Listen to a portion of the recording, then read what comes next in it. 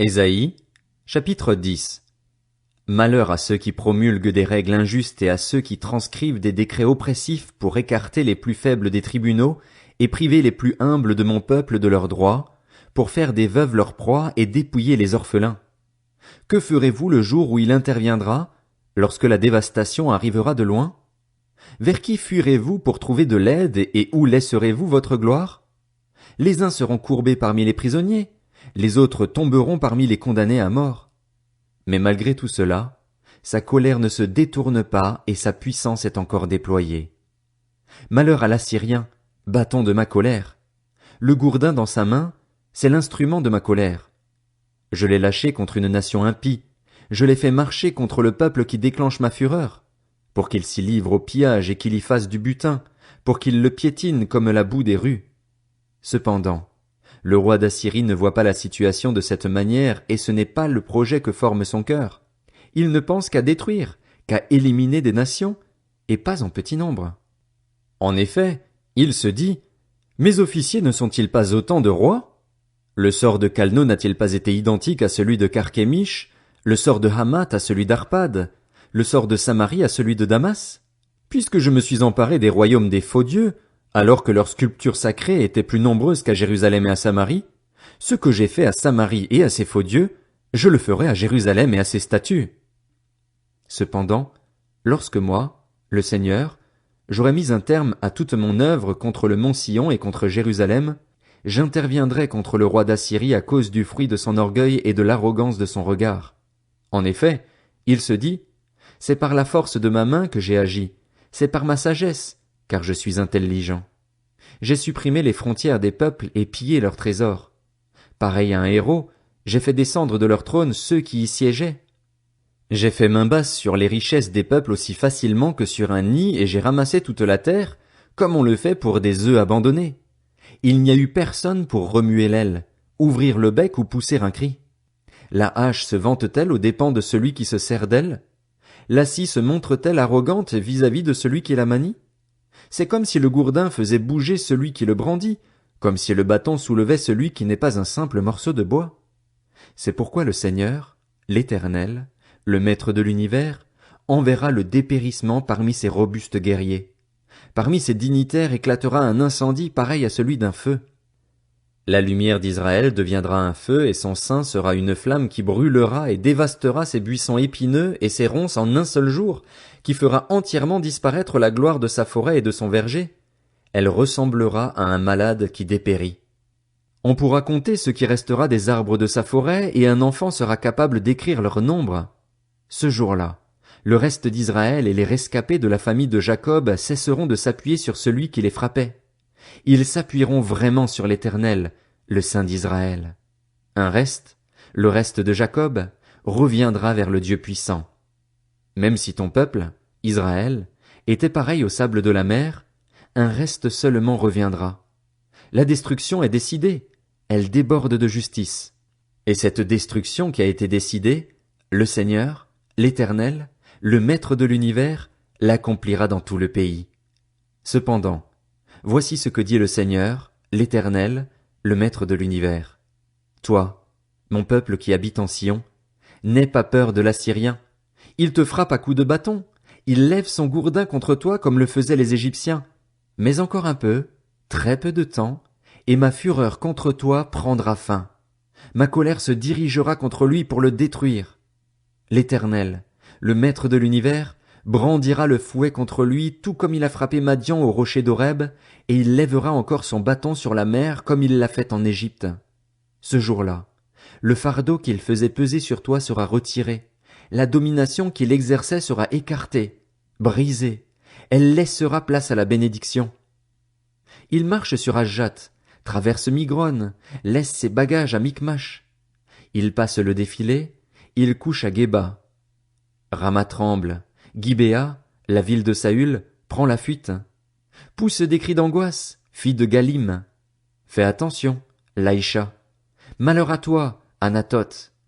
Madmena se disperse, les habitants de Gébim cherchent un refuge.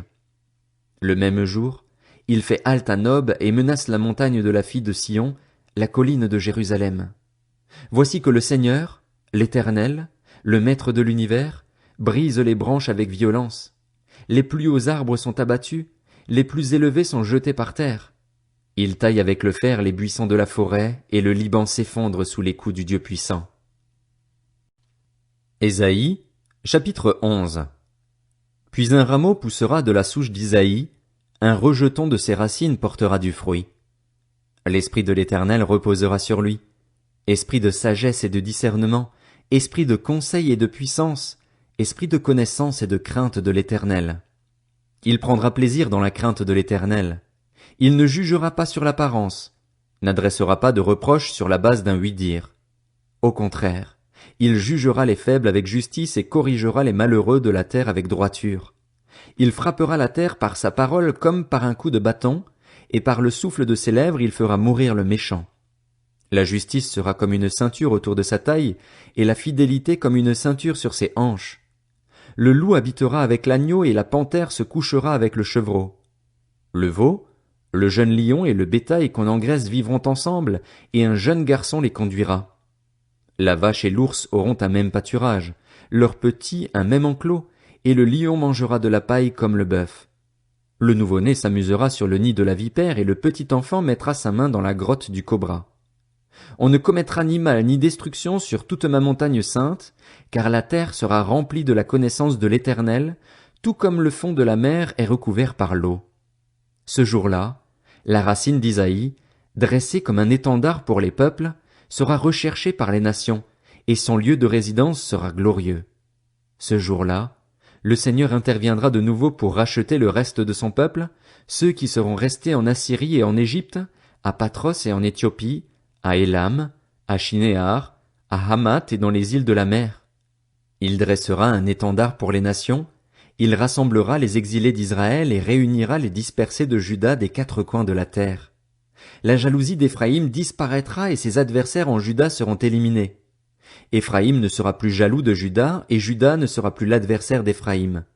Au contraire, ils fondront sur l'épaule des Philistins à l'ouest, ils pilleront ensemble les nomades de l'est. Ils auront la main mise sur Édom et Moab et les Ammonites leur seront soumis. L'Éternel fendra le golfe de la mer d'Égypte et menacera l'Euphrate en soufflant avec force. Il le partagera en 7 canaux et l'on pourra y marcher en sandales. Il y aura une route pour le reste de son peuple, pour ceux qui seront restés en Assyrie, comme il y en a eu une pour Israël le jour où il est sorti d'Égypte. Ésaïe, chapitre 12. Ce jour-là, tu diras, je te célèbre, Éternel, car tu as été irrité contre moi. Ta colère s'est détournée et tu m'as consolé. Dieu est mon sauveur.